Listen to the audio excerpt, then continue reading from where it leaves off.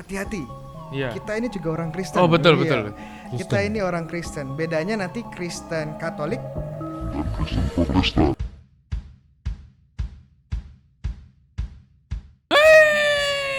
Yo what's up yo, kembali bersama OMK Surabaya. Salam Mamble dari Mamble Indonesia.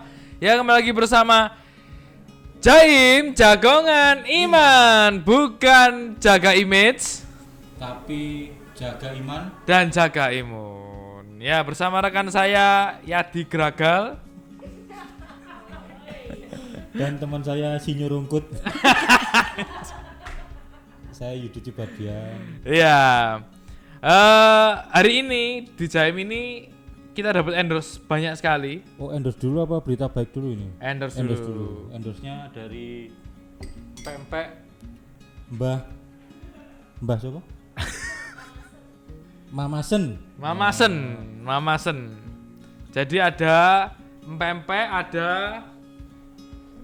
iki ya, bakso babi. Gitu. Kudu. Apa iki? Siomay ayam, siomay udang. Wih, wakil sekali. Terus produknya. ada ini apa jenenge? Manisan. Terus ada kerupuk, ada sambal, ada kacang. Iki warung wae.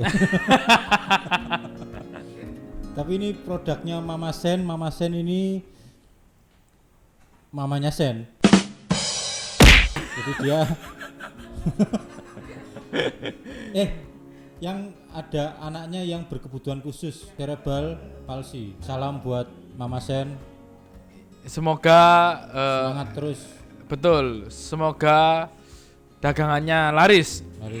Nah, hari ini kita akan bacakan berita baik dulu. Ya, pempeknya nikmat sekali. Berita baiknya ini awal Juli kemarin Paus Fransiskus sudah menunjuk beberapa anggota untuk Dewan Kepausan untuk dialog antar agama, dan salah satunya adalah Kardinal Ignatius Suharyo dari Indonesia. Dan ini kabar menggembirakan.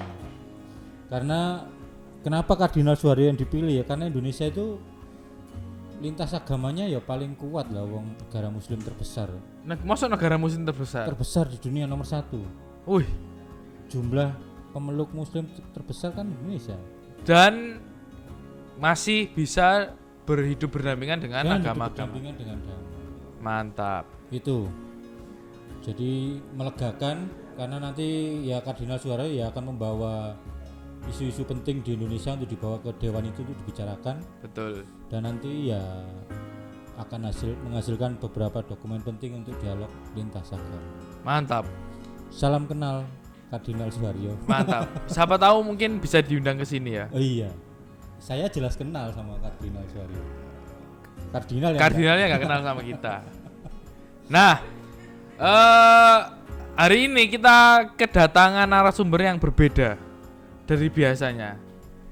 Kenapa? Biasanya itu kan Jaim sebelumnya itu Romo Diakonnya pakai Oh, baju hitam, biasa, kolar. Walah. Sekarang Oh, bedanya cuma di baju ya. yoga, sekarang bedanya adalah dari ordo yang Oh berbeda. iya. Nanti Betul. kita juga akan perkenalan singkat dulu. Nah, Ini kita semua juga baru kenal di ruangan ini, juga baru kenal. baru kenal ya. Iya. Jadi yang kenal siapa? Yang kenal ya yang mahasiswa UKDC. Oh, yang kenal mahasiswa Beliau UKDC. dosen di UKDC. Mantap. Langsung saja kita panggilkan Romo Bayu. Selamat datang di OMK Surabaya, Romo. Ya, terima kasih atas undangannya. Senang bisa berjumpa dengan teman muda dari Surabaya. Mantap. Luar biasa. Mantap. Sehat Romo? Puji Tuhan sehat ya. Amin. Monggo Romo, diperkenalkan sedikit Profil singkat. nama, lalu dari ordo mana, terus beraktivitasnya biasanya pastoralnya di mana? Monggo Romo. Terima kasih, saya Romo Bayu OP. Ya, OP itu apa? OP Ordo Pewarta. Kalau di Surabaya di mana kita sekarang bekerja di Paroki Redemptor Mundi di sekitar Dukuh Kupang sana ya, ya di Surabaya Barat, dan karya kita tentu pastoral di paroki, dan juga secara khusus saya sendiri sudah bekerja di media sosial online. Oh punya iya.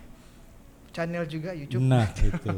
Katekese Katolik juga. Ya. Jadi teman-teman kalau penasaran bisa nanti Subscribe, dilihat ya. ya. Iya. Ya itu mungkin Terus dari. ngajar juga. Oh iya betul. Dulu semester lalu sempat ngajar di Universitas Dharma Cendika ya, Katolik Dharma Cendika. Beberapa mahasiswa saya juga ada di sini. Ya, tapi karena COVID kondisi tidak menentu, semoga online juga ke depannya. Ya. Oke, mantap. Nah, Romo, hari ini kita akan syuting Jaim. Jadi Jaim itu biasanya pertanyaannya adalah benar-benar dari teman-teman. Jadi yang dikirimkan teman-teman di Instagram kita. Siap. Dia bertanya beberapa hal yang menjadi keresahan teman-teman sendiri. Biasanya disamarkan. Iya, biasanya kata disamarkan. teman saya. Iya. Kata teman saya padahal dia Padahal sebenarnya. dia. Ini Nah, yang lagi galau-galau ya. betul. Nah, ini ada satu pertanyaan yang dia mengirimkan kita. Yang pertama itu, kenapa kebanyakan anak muda Katolik memiliki iman atau ketertarikan untuk dekat dengan Tuhan sangat minim. Jadi, ketertarikan yang sangat minim. Dan motivasi untuk mengikuti kegiatan gereja sekedar hanya unjuk gigi atau menambah teman kalau dibandingkan dengan gereja sebelah. Nah, dia bilang gitu ya. Yang jemaat mudanya sangat on fire dalam mengenal Yesus, sangat rajin membaca kitab suci. Apa karena metodenya yang dikemas mengikuti zaman sekarang? Gak monoton dan gak membosankan. Apa gereja Katolik perlu meniru kegiatan anak muda gereja sebelah, terutama untuk kegiatan retret yang metodenya dari zaman dulu hingga sekarang ya sama saja. Nah, itu Romo. Pertanyaan luar biasa. Iya, itu. Saya tadi baca pertanyaannya itu enggak ada tanda bacanya. Iya, betul. Lurus Jadi saja. ngelutur. Jadi mungkin Jadi dia pas harus ngechat ini lagi marah-marah itu. bener-bener galau. Iya, gitu bener-bener galau. Ya, jawabannya mungkin perlu dilihat konteks si A ini ya. Iya. Siapa lah si B ya si A. Dia berasal dari mana? Mungkin kebetulan di gereja tempat dia tinggal itu memang anak mudanya kurang begitu aktif, ya. Kurang begitu on fire kata dia ya. Tetapi kalau kita lihat di beberapa paroki lain, ya di katedral, di Yakobus ya, di paroki saya sendiri anak mudanya luar biasa aktif. Ya. Ada kelompok sel, ada OMK yang banyak kegiatan, bahkan biaknya juga rame. Jadi kalau saya lihat mungkin ini kontekstual, dalam artian mungkin dia hanya melihat satu sisi saja, satu sisi, satu tempat saja yang tidak mewakili seluruh keuskupan dan gereja Katolik. Bahkan di kampus-kampus Katolik ramai sekali ya, sekali banyak kegiatan, ada kelompok band, kelompok sel, kelompok kitab suci, bahkan yang rajin baca kitab suci. Ya, jadi menurut saya mengajak saudara A ini untuk eksplor lebih jauh ya, ke tempat-tempat yang sebelumnya mungkin dia belum masuk. Ini tempat yang baik ya, bukan tempat yang aneh-aneh ya. Maksud saya ada paroki-paroki yang menawarkan untuk kaum muda untuk lebih aktif sesuai dengan semangat muda juga ya. Nah ini bisa dieksplor. Nanti mungkin bisa tanya ke Jagongan ini, bisa nawarkan tempat-tempat anak muda sekarang yang lagi trending di Surabaya di mana aja gitu ya. Supaya dia bisa explore. Tapi saya gini ada beberapa poin yang saya agak setuju. Tadi misalnya disebut apa tadi? Nggak hafal kitab suci ya. Jarang yang punya minat membaca kitab suci. Kalimatnya apa itu? Sebentar. Jarang punya minat terhadap. Mudanya sangat on fire dalam mengenal Yesus. Sangat rajin membaca Alkitab. Oh, itu yang gereja sebelah ya. Iya. Dibandingkan dengan kita. Dengan OMK. Secara umum saya kok merasa iya, Rom. Secara umum OMK itu orang muda di Katolik itu tidak rajin membaca Alkitab. Oh, begitu ya. Karena saya pengalaman pribadi saya sejak kecil ya kataku enggak pernah harus hafal Alkitab gitu. Mungkin pertanyaannya digeser, kenapa orang Katolik tidak diwajibkan menghafalkan kitab suci? Jadi misalnya kalau mau jadi Katolik harus hafal ayat apa? Kitab Petrus. Kitab Petrus. Apa jenenge? Petrus. Petrus. Ketahuan. Sangat telak ini ya, dia melakukan blunder ya. maklum nggak fokus. Iya. Nah itu kayak gitu loh mau. Yang Ya. maksudnya diwajibkan tuh seperti itu misalkan. Ya, impresi secara umum memang benar bahwa kebanyakan orang Katolik kalau dilihat kurang semangat baca kitab suci ya. Tapi kita tidak punya data konkret seberapa banyak yang baca kitab suci rajin, seberapa banyak yang tidak. Kita tidak punya bukti konkret dan sains tentang ini. Dan ini kembali lagi kepada perasaan individu masing-masing ya. Yang kebetulan lagi punya grup anak muda yang kebetulan fokusnya nggak baca di kitab suci ya pasti akan merasa kurang di kitab suci. Tapi sebagai contoh kelompok yang saya bimbing pemudi di RM Redemptor Mundi, mereka setiap sel pasti membahas kitab Membaca suci. kitab suci. Iya, membahas kitab suci. Dan saya juga mengundang teman-teman, saya juga punya Bible study setiap hari Jumat itu online. Jadi kalau teman-teman ingin ikut juga bisa ya. Jadi dan impresinya memang kita ini kurang baca kitab suci, tetapi saya sebenarnya nggak setuju. Nggak setuju. Kenapa? Kalau orang Katolik itu sebenarnya juga baca dan mendengarkan kitab suci lebih banyak. Kenapa, Mo? Kok bisa? Kalau teman-teman ke gereja setiap hari Minggu aja ya, Iya. dan selama 3 tahun ke gerejanya, teman-teman sebenarnya sudah mendengarkan, Seluruh. nggak seluruh sih, tapi inti dari kitab suci tersebut ya. Nah, kalau teman-teman dengarkan dengan jelas ya, nggak kemana-mana pikiran, sebenarnya teman-teman sudah mendengarkan dari Kejadian sampai Wahyu. Wow. Nah, 3 tahun itu. ya kan gereja liturgi Tahun A, di tahun ada ABC. tahun A, tahun B, tahun C. Tahun A kan fokusnya di Matius, B di Markus, C di mana? Mas di C itu. di berikutnya.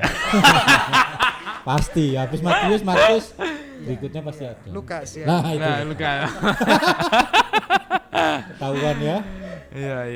Ya, mungkin kelemahannya kalau kita ditanya ini ayat berapa dari buku apa, kita nggak Iya. lupa, nggak Iya, hafal. iya. Tetapi Betul, kalau betul. ditanya tentang ini cerita tentang Betul. tentang anak yang hilang, kita langsung tahu. Betul. Oh, ini anak yang bungsu yang hilang, Iya. ya, anak yang sulung di rumah saja. Kita tahu detailnya. Betul. Karena kita mendengarkan terus. Ya mungkin kelemahannya kita nggak tahu alamatnya di mana. Iya, Iya. iya.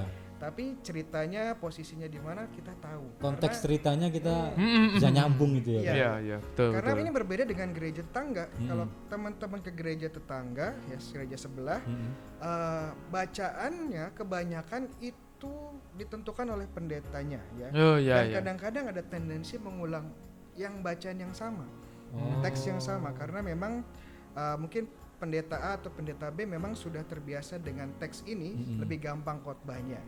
Berbeda dengan gereja Katolik yang Iya. ada patokannya, ya patokannya, dan selama 3 tahun bisa kitab suci kurang lebih bisa tahu isinya apa. Dan itu seluruh dunia sama loh. Betul, gereja Katolik di seluruh dunia Urutannya sama. Mantap. bahasanya aja mungkin beda ya, tapi Iya. isinya sama. Ya. Gini Mo, tadi saya memang nggak punya data soal kecenderungan orang Katolik baca Alkitab, tapi misalnya kalau di paroki saya itu Alkitabnya disediakan di gereja. Yep. Lalu ada lembaran misa. Iya. Orang berangkat dari rumah itu enggak bawa kitab suci. Iya. Jadi ya kosongan, paling bawa puji syukur gitu. Lalu Iya. sampai di gereja mereka membaca kitab suci itu ya karena disediakan, lalu ada lembar misa. Bisa nggak itu disebut sebagai itu tadi kecenderungan tidak membaca kitab suci di rumah, hanya di gereja gitu? Ya, mungkin benar ada beberapa persen umat Katolik yang ada kitab suci di rumah tapi tidak pernah dibuka. Ya. Dan ini kenyataan, realitas. Tapi Iya, saya iya. percaya gereja sebelah juga ada yang seperti itu. Ya. Oh. Apalagi dengan model gereja-gereja di mall sekarang ya. Mereka ke mall nggak bawa kitab suci kok. Mereka Yeah. ke mall cuman Bawa puji-pujian. Ya, puji-pujian, praise and worship nama kerennya ya. Iya, iya, iya. Tetapi nggak ada tuh kitab suci saya lihat. Ya, saya pernah survei ikut kegiatan mereka juga waktu saya masih frater gitu. Tapi yang bawa kitab sucinya pendetanya. Kadang-kadang dia juga nggak megang kitab suci, langsung dipajang di screen ya. Oh, di Iya, iya, PowerPoint ya. PowerPoint. Jadi menurut saya mungkin si tadi kembali ke A ini, mungkin dia melihat kelompok gereja tetangga yang memang fokusnya di kitab suci pada waktu dia datang mengunjungi. Tetapi kalau dia survei ke gereja lain sebagai contoh ya, yang di mall-mall, saya rasa kitab suci juga tidak menjadi prioritas gitu. Oke. Iya. Berarti iya pertanyaan dia soal gereja sebelah on fire dan rajin Alkitab itu ya tidak sepenuhnya benar juga, karena di Katolik juga Mungkin kurang explore itu. Iya. Mungkin kurang tahu. dolane kurang ado. Coba lek dhek dolan nang MP12 iki. Nah, mungkin main-main di Paroki Redemptor Mundi Nah, ada kelompok orang muda yang Bible study betul. Nah, setiap minggu kita setiap minggu. Nah, bimbing juga, dan ya saya rasa perlu lebih berani untuk explore ya. Nah, ini kan menurut saya buat ya sedikit dalam tanda petik nasihat buat si A ini ya, teman A ya, sahabat A. Kalau kita tidak merasa melihat Katolik tidak ada, ya kelompok Katolik yang dia masuki tidak lengkap dalam artian tidak membaca kitab suci, semangatnya tidak ada, ya sebaiknya kita tumbuhkan sendiri dalam diri kita. Nggak perlu kita menyalahkan orang lain. Kamu kenapa kurang baca kitab suci? Padahal sendirinya nggak pernah baca kitab suci. Iya. Sebagai anak muda jadi sumber inisiatif dong ya. Jadi kalau melihat kelompoknya kurang baca kitab suci, mulai inisiatif baca. Iya, jangan pasif dan menyalahkan. Ini semangat anak muda yang menurut saya sangat penting ya. Betul. Bentuk inisiatif ya. Betul. Jadi pelopor, membentuk sendiri komunitas, belajar. Satu orang yang suka ya diajak berdua ngobrol kitab suci. Itu jadi keberanian tuh menjadi pelopor itu ya. Dan mungkin karena orang Katolik tidak suka sombong soalnya. Sebenarnya mereka membaca kitab suci. Tapi tidak pernah diungkapkan dalam omongan gitu ya. Aku mau kitab suci ngapain? Kamu enggak sesuai Matius 7. Kita kan enggak pernah kayak gitu ya. Iya, enggak pernah. Ya memang enggak hafal kan ya. Tapi kita membaca tapi kita enggak pernah sombong. Betul. Iya, luar biasa. Betul. Ada lagi yang jawab gitu waktu saya tanya, kenapa orang Katolik ke gereja kok enggak bawa kitab suci, cuma bawa puji syukur? Ya karena kitab sucinya sudah dibaca di rumah. Iya. Nah, mereka ke sana untuk bilang aja kita sudah hafal kitab suci. Malah juga kan di gereja itu kan kadang itu loh, kalau lektornya baca terus kita ikut baca. Nah, pas ganti halaman semua ser. Nah, apa? Itu tandanya menyimak gitu ya? Katanya yang saya dengar itu bacanya itu sebelum misa. Nanti ketika lektornya membaca, kita mendengarkan. Iya. Jadi kalau memang secara teori liturgis idealnya umat membaca di rumah dan kemudian saat misa ya memang mendengarkan sabda Allah. Itu secara liturgis idealnya, idealnya. Tetapi kalau saya pribadi ya, nanti mungkin saya dimarahin sama ahli liturgi. Kalau baca sambil membaca terus membuat kita lebih mengerti apa yang didengar, menurut saya masih oke gitu. Iya. Dan baca kitab suci juga kita sekarang tahu di mana ini posisinya ya. Dan kita bisa baca ayat sebelumnya, ayat sesudahnya. Karena dalam komentar kitab suci atau menjelaskan kitab suci itu penting lihat konteks keseluruhan. Yang tapi ya itu nanti saya dimarahin Romo Indra hari liturgi. Iya, karena memang ada anjuran umat itu cukup mendengarkan, menyimak gitu. Karena kan instruksi dari instruksi liturgisnya memang mendengarkan ya. Tapi menurut pribadi saya ya dibaca juga nggak apa-apa karena selama semakin buat kita mengerti bacaannya, kenapa tidak gitu. Tapi ini menurut saya nggak fair karena dia itu membandingkan gereja Katolik dan gereja sebelah. Betul. Ya jelas beda. Nanti akan dijelaskan beda. Mestinya itu membandingkan gereja Katolik di Jawa dan di luar Jawa misalnya. Gitu. Kalau sudah beda gereja jelas sangat berbeda. Nah itu perbedaannya apa yang mendasar? Katolik dan Kristen itu. Oke, pertama dan utama hati-hati. Iya. Kita ini juga orang Kristen. Betul. Kita ini orang Kristen. Bedanya nanti Kristen Katolik dan Kristen Protestan. Iya, Kristen Protestan. Tadi yang saya sebutkan gereja sebelah, gereja tangga itu gereja-gereja Protestan ya, Kristen Protestan. Kita Kristen Katolik. Ya. Kesamaan utamanya apa? Kita sama-sama ikut Yesus ya. Makanya disebut Kristen karena kita pengikut Kristus ya. Percaya kepada Kristus sebagai Tuhan dan kita juga punya kitab suci yang sebenarnya sama. Walaupun ya detailnya nanti agak beda ya detailnya ya. Tapi kita nggak akan ke sana. Nah, yang membedakan cukup mendasar juga sehingga kita berbeda gitu. Makanya gerejanya terpisah. Ya, ada yang disebut kalau teman-teman Protestan mereka fondasinya itu disebut sebagai sola scriptura atau berbasis hanya pada kitab suci ya, kitab suci.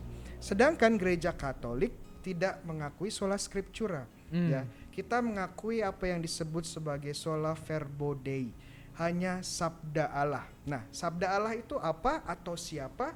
Yaitu Yesus sendiri. Nah, Yesus itu menurunkan kepada kita ya keselamatan tidak hanya yang tertulis, tetapi juga ada tradisi-tradisi lisan ya. Jadi gereja Katolik sebenarnya lebih kaya karena tidak hanya terpaku pada kitab suci tapi juga punya tradisi. Yang disebut sebagai tradisi suci ya. Mau tahu tentang tradisi? Iya, maksudnya itu mau saya tanyakan. Yang pertama tadi, kalau gereja Kristen Protestan itu sola scriptura. Ya, sola scriptura itu bahasa Latin artinya hanya kitab suci. Jadi Jadi itu sumbernya, sumber iman, sumber pengajaran semua harus ada di kitab suci secara eksplisit. Gitu ya. Kalau gereja Katolik sola Sola verbo Dei. Dei. Agak susah. Hanya sabda Allah. Sabda Allah ini Yesus sendiri gitu ya. Dan Yesus meninggalkan kepada membangun gerejanya. Dan tidak hanya meninggalkan kitab suci, tapi juga tradisi lisan. Bahkan Yesus tidak pernah menulis kitab suci. Iya betul. Yang nulis kan muridnya. Murid-muridnya, iya. Dan menulis tentang dia. Nah, tadi Romo, contohnya tradisinya yang ditinggalkan oleh Yesus tuh apa aja? Ya, ada beberapa tradisi penting sebagai contoh liturgi. Liturgi itu peribadatan ya, peribadatan. Konteksnya yang paling penting yang ditinggalkan Yesus adalah Ekaristi. Ya. Yesus tidak meninggalkan buku ini. Ya. Yesus tidak berkata pergi dan tulislah. Ya. Buatlah kitab suci dalam 100 bahasa, ini tidak ada perintahnya. Ya, Matius 28:19 ya. Yesus berkata pergilah dan wartakanlah Injil, ya, wartakanlah kabar sukacita, jadikanlah murid segala bangsa muridku. Dan yang Yesus tinggalkan kalau mau tahu apa ya, pertama gereja ya, dan kita klaim ini gereja Katolik ya. Kalau baca Matius 16 di bawah fondasi Santo Petrus, dan satu hal yang sangat konkret ditinggalkan Yesus adalah Ekaristi ya. Tahu dari mana? Ya, tahu dari mana? Waktu perjamuan terakhir. Ya, perjamuan terakhir Yesus bilang apa? Inilah tubuhku, inilah darahku yang kuberikan kepadamu ya. Inilah perjanjian baru.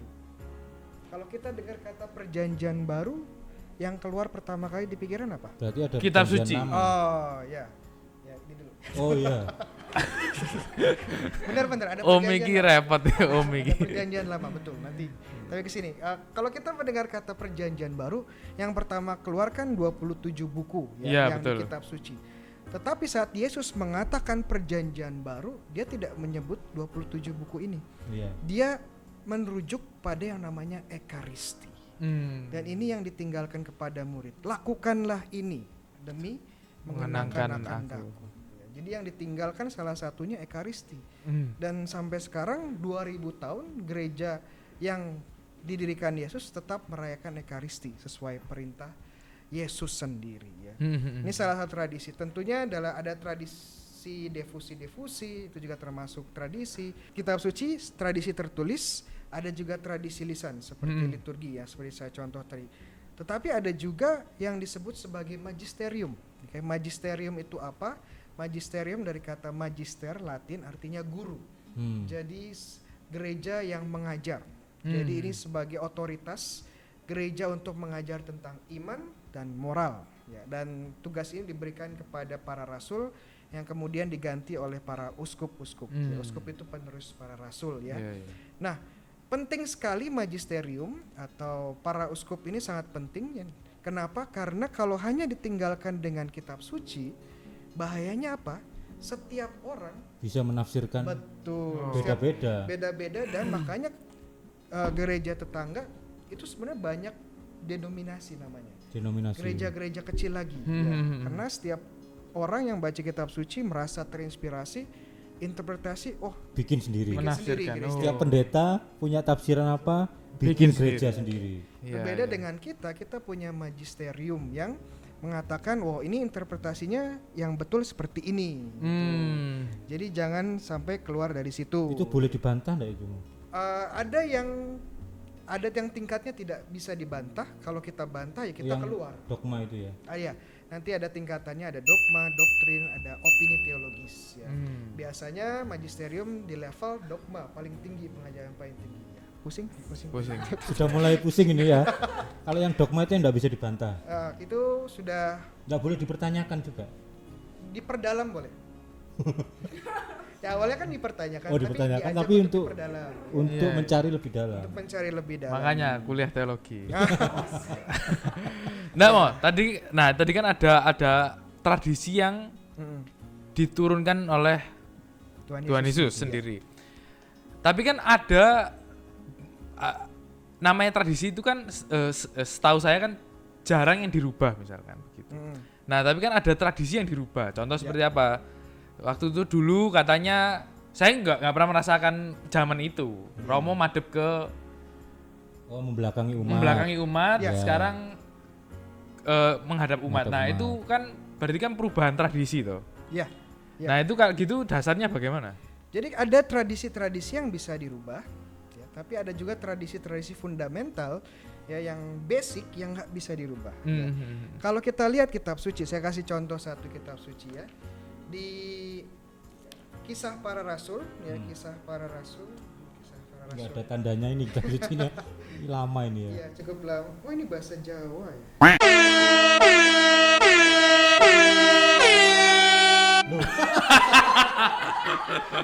Maaf ya, ini krunya Lagi salah kita ngambil. suci aksara Jawa iki.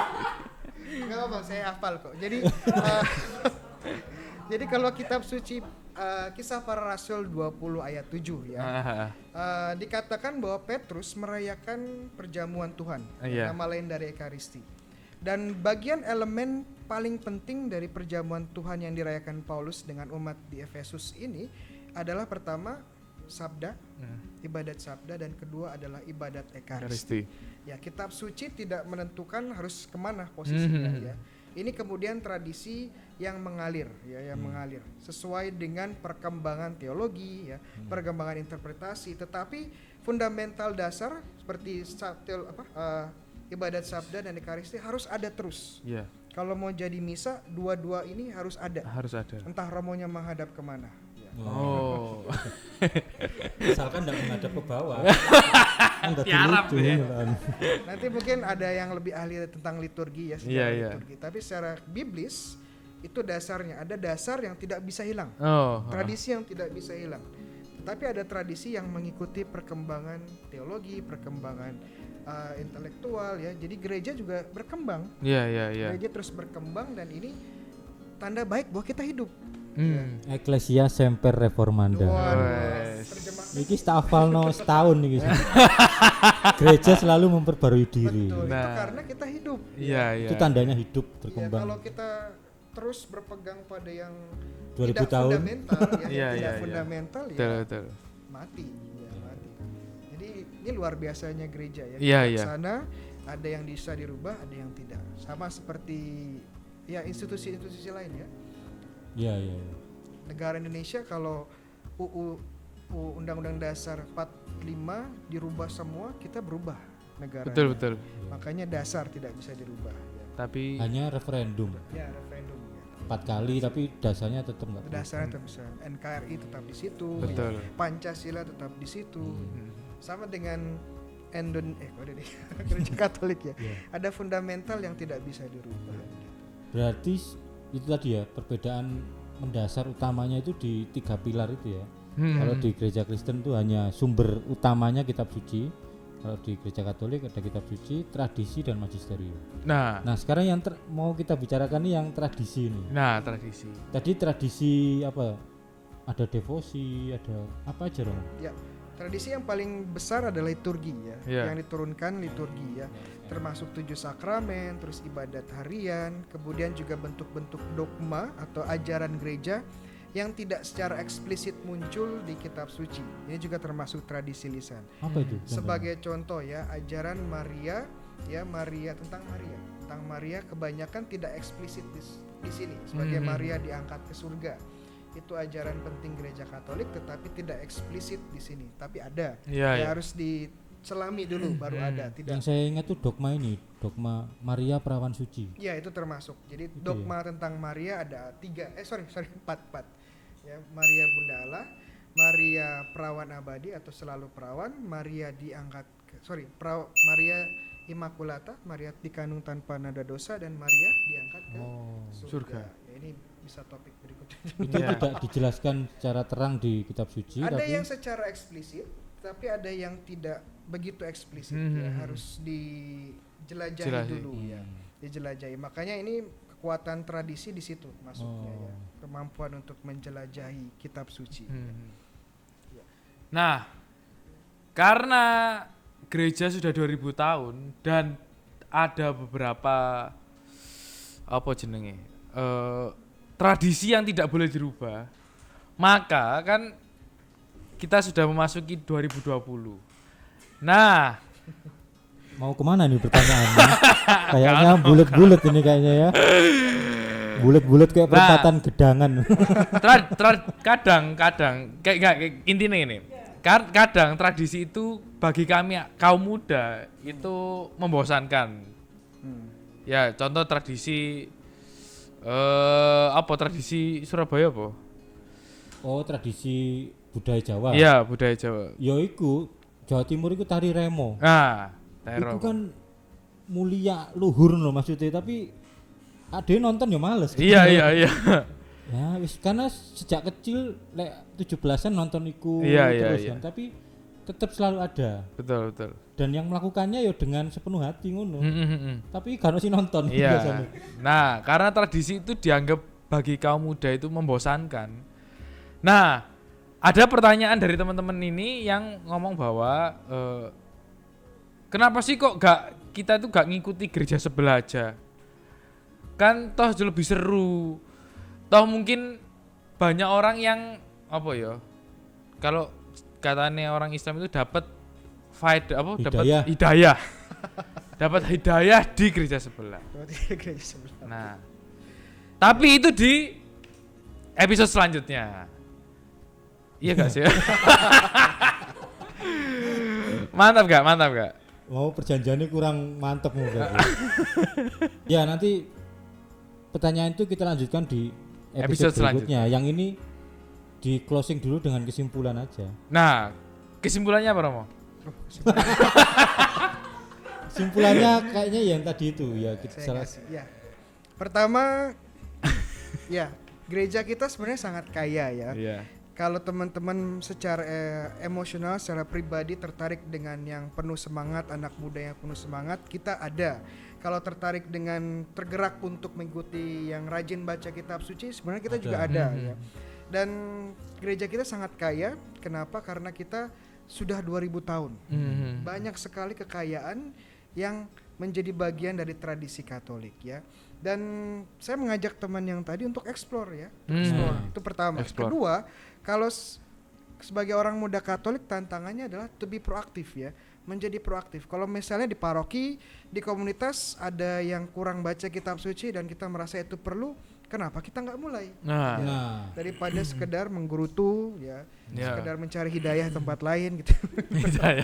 Kenapa nggak mulai ya? Jadi semangat muda yang harusnya proaktif ya, yang saya percaya orang muda Katolik ini salah satu karakternya. Kalau Anda merasa ada yang kurang di gereja Katolik, ya bikin. Iya, bikin karena gereja itu ya kita ini kan. Betul sekali. Ada yang kurang bikin, ada yang lesu disemangati gitu kan. Betul sekali. Mantap. Itu kesimpulannya. Oke. Tapi saya mau bahas itu. Itu tadi menarik itu yang mana? Dia ngomong retretnya aja membosankan. Gitu. Kayaknya gini.